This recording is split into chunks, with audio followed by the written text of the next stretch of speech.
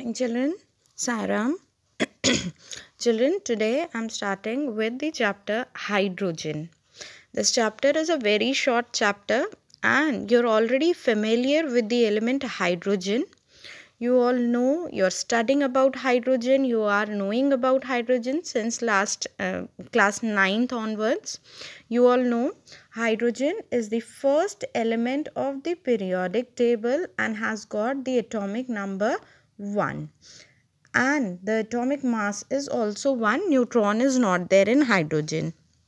Hydrogen, it exists in the environment in the form of a diatomic molecule H2. In the air, it is present in the form of H2 and is present in various other forms also.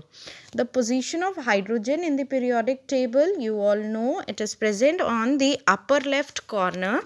It is a non-metal yet placed above the alkali metals, but when it combines with the alkali metals, then alkali metals being more electropositive will show positive oxidation state and hydrogen will be negative.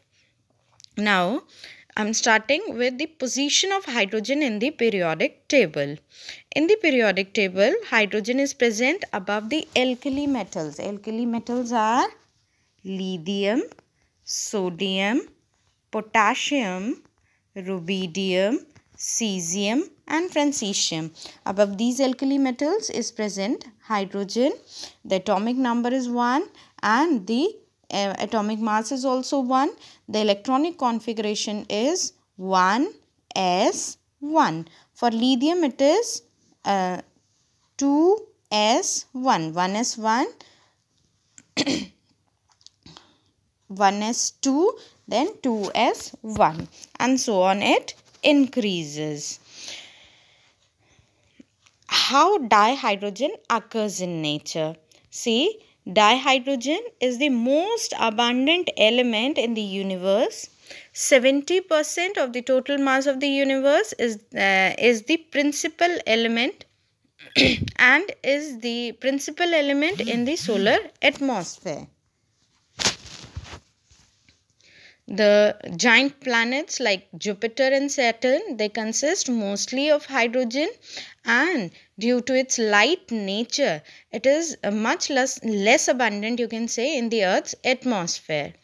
And of course, in the combined state, it constitutes about 15.4% of the Earth crust in the oceans. Coming to the isotopes of hydrogen, there are 3 isotopes of hydrogen.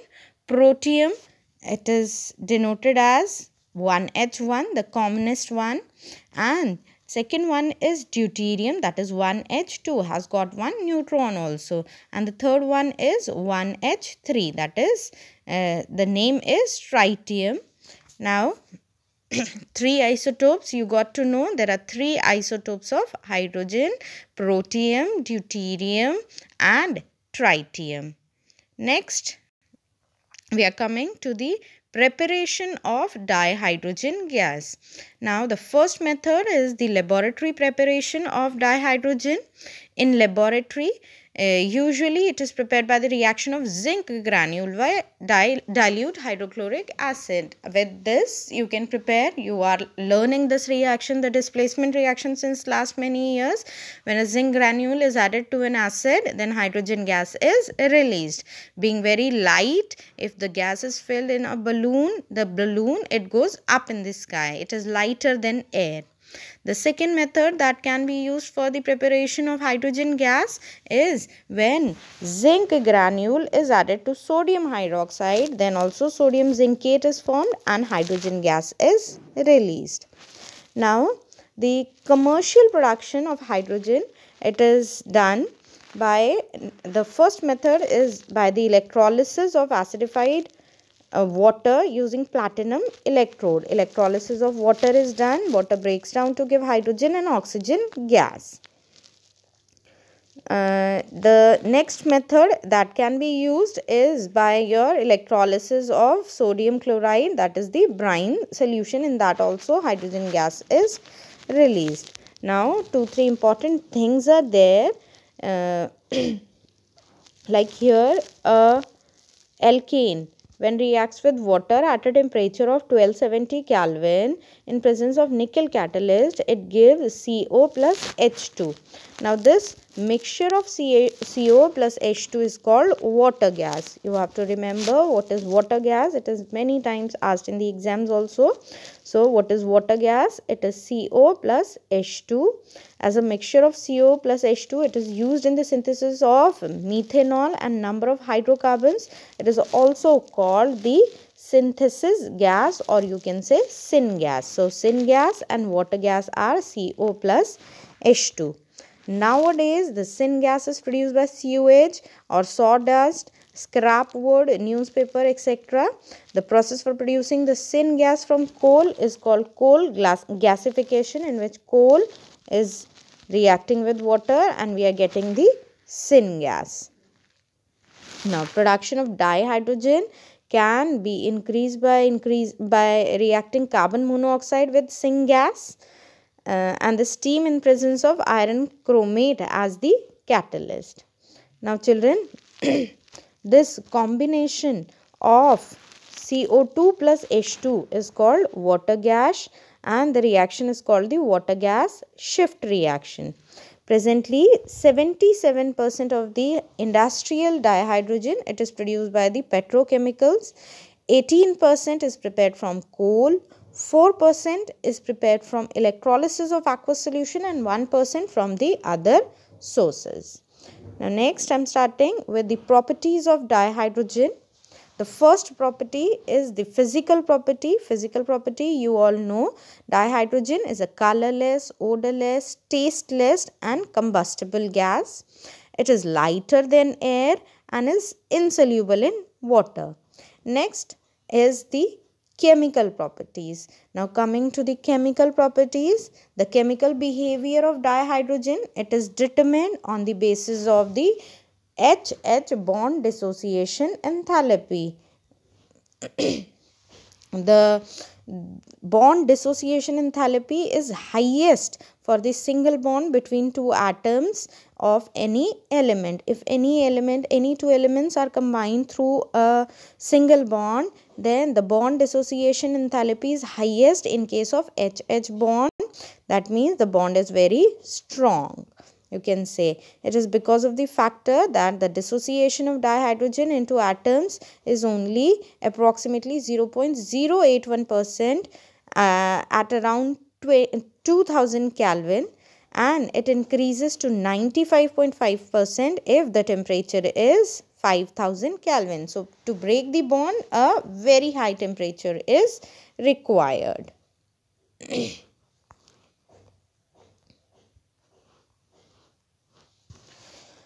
Now next we are starting with, as we have already properties. Now see what happens with when it reacts with halogens. With halogens, when it reacts, it gives HX types of acids. With dioxygen, it gives water. With dinitrogen, it gives ammonia. When it reacts with metals, with alkali metals, it gives MH type of compound. With metal ions and metal oxide, you all can see with ions, the metal ions, they convert into the reduced form. That means it reduces the metals. With the organic compounds, vegetable oils, it converts the unsaturated one to the saturated one, like the edible fats, the vanaspati ghee, which is the unsaturated one, is converted to the saturated one.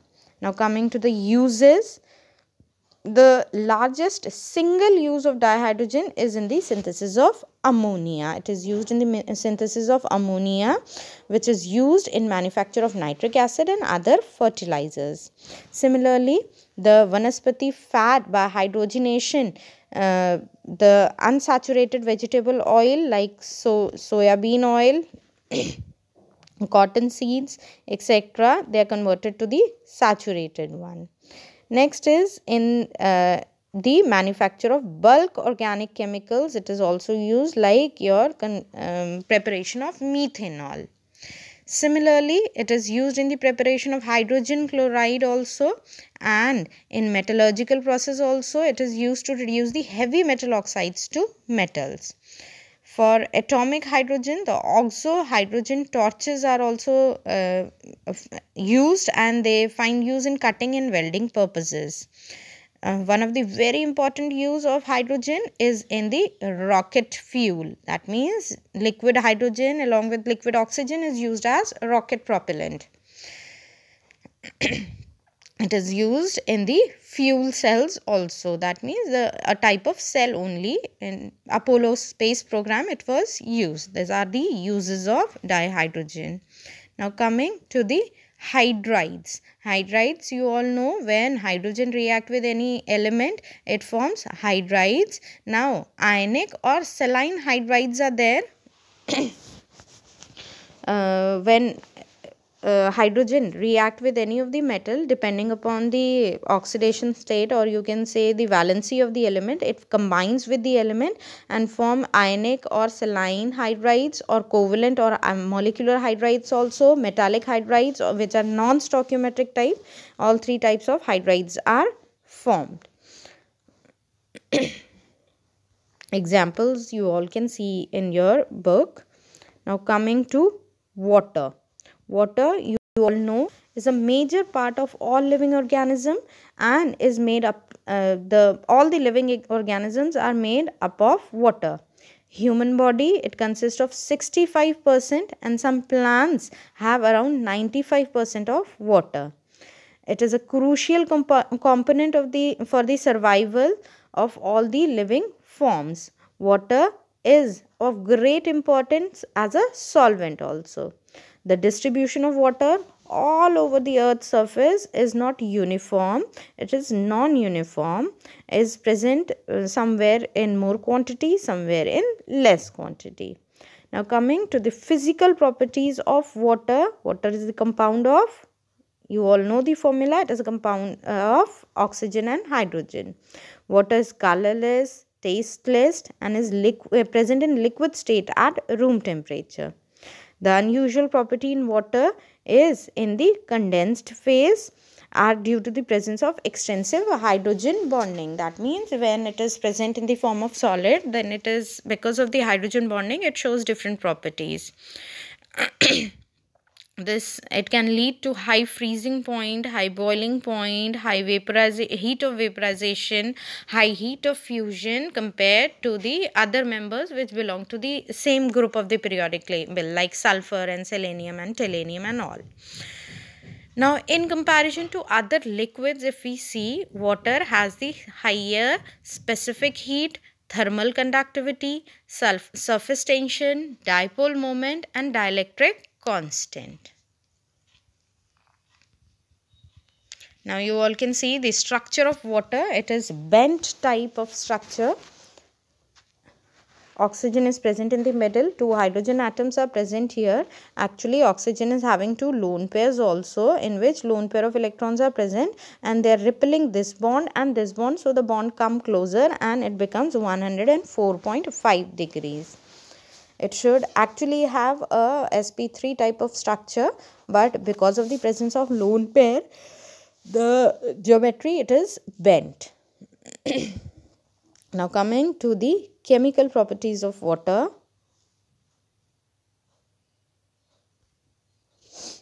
Water is an amphoteric liquid. It can behave as an acid or a base. In presence of acid, it behaves as a base. In presence of a base, it behaves as a acid.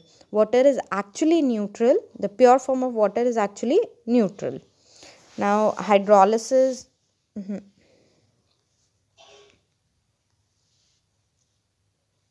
Now hard water and soft water, you all should know. But it is removed from the syllabus. So you all kindly go through this. You should have a little bit of knowledge about it. The next thing that is there in your syllabus is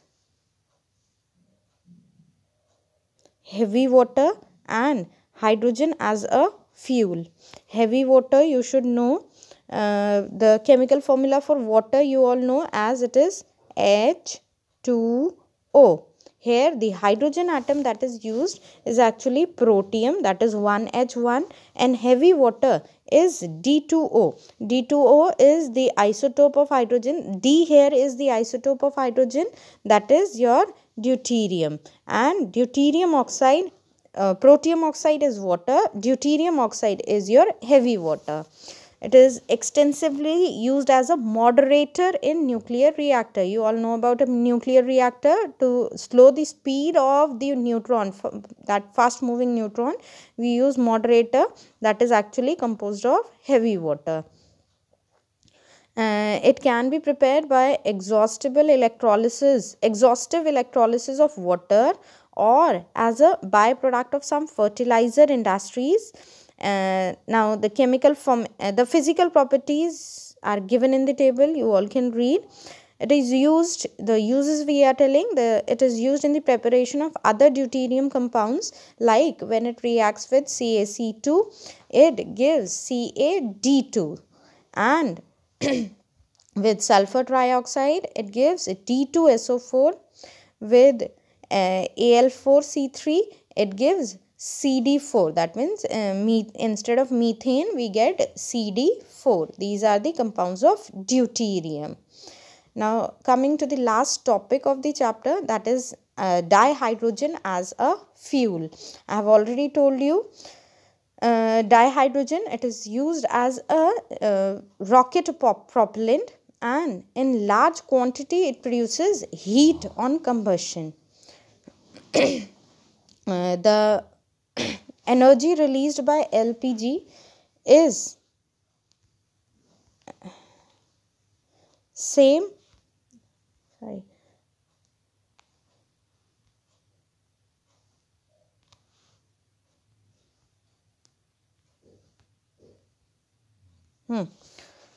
Here you all can see the table.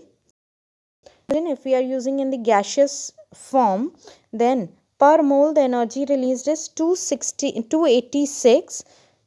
Here for dihydrogen in the liquid state it is 285. LPG is giving 2220 quantity amount of energy, that is in then methane is 880, octane is giving more. Now the energy released is highest in case of LPG, but it is, you can say, in case of dihydrogen also it is not very low. It gives you the heat amount, heat, so is used in as a fuel, and with oxygen, combining with oxygen, it is used as a rocket propellant. Children,